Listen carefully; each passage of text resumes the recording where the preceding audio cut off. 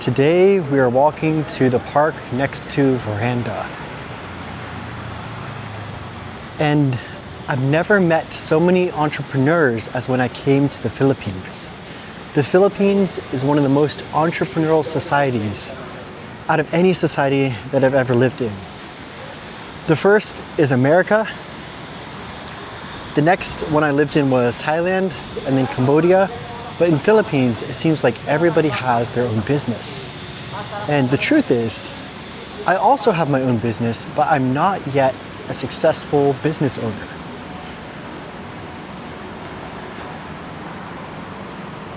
The first business I had was a fruit roll-up business in a local farmer's market. However, the fruit roll-ups didn't sell, so the market wasn't really that great for it. Also, the fruit roll-ups were full of a lot of sugar.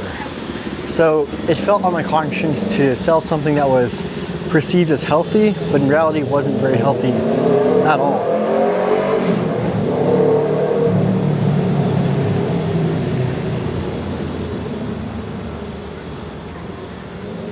Later, the businesses that I had were nonprofits for scuba diving. I started one in Tennessee and then another nonprofit in Florida. The purpose of these nonprofits was to help people with depression, anxiety, and mental health disorders learn how to scuba dive, because when I experienced those, the psychiatrists, the psychologists, and the mental health workers would always tell me to breathe deeply. And it only made sense to mix scuba diving, which is literally the sport of breathing deeply, with a way to bring people back to full health. However, because of relationship struggles at that time, I never saw those visions through, so those businesses died. Later, I formed holding companies for the different assets that I held to try to keep them safe, but I actually had to liquidate those to get married to Abby.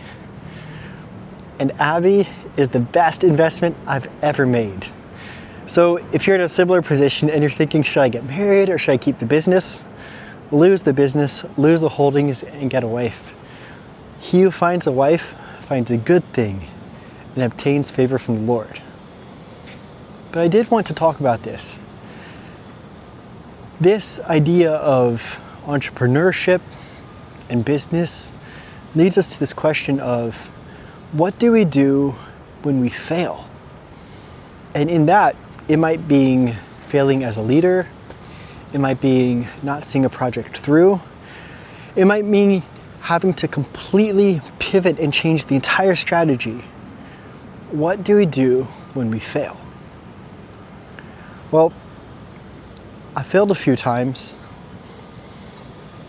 and the problem that I had was long-term vision for my life. Hi.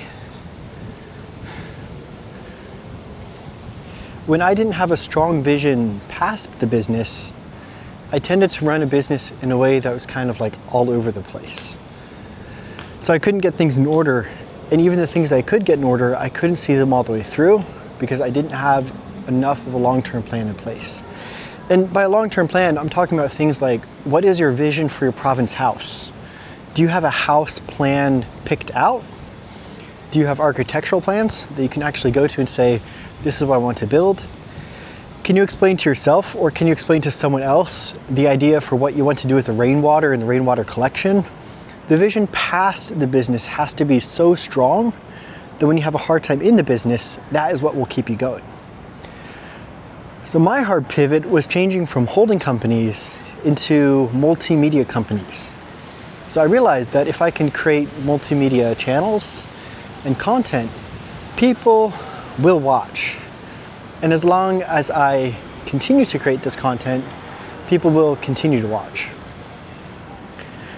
But what happens when other people start to lose sight? This is something very close to my heart right now because I had to fire my editor, and then somebody else who was involved with tracking my analytics decided to leave the company very abruptly. And although they provided a helpful packet, the timing was just very difficult, and the packet seemed very critical.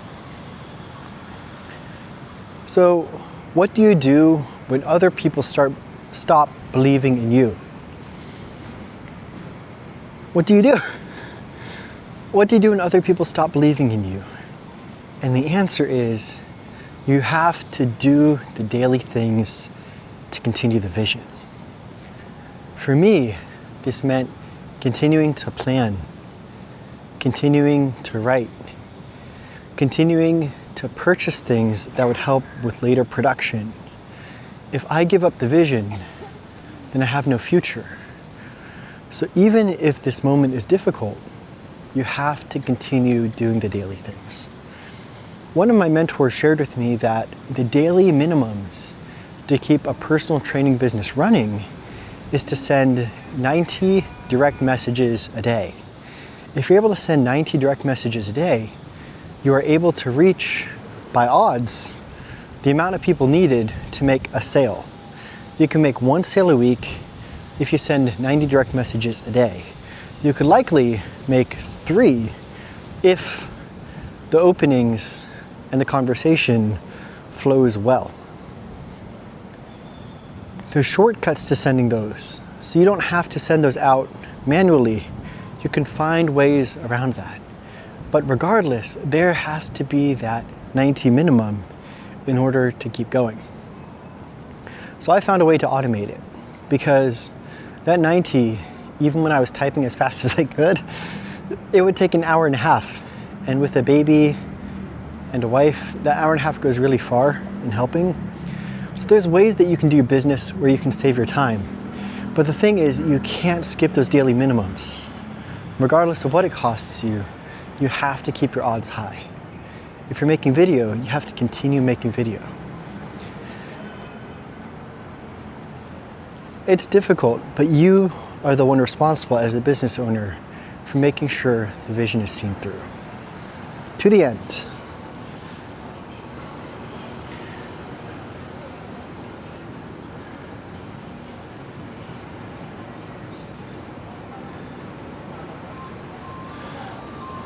Oh my goodness, look how cute this is. Hello. Very cute puppy. Bye-bye. If you're also starting a business or experiencing difficulty in the business, there is one person that you can go to that can help you. And I'm not that person. When I have troubles, the best person is the Lord. Because if you think about it, He's been around since the beginning of time. So He's had a lot of experience with a lot of different business owners. So if you need wisdom, you can ask Him, because He'll generously give it to you, and He won't make you feel bad for asking.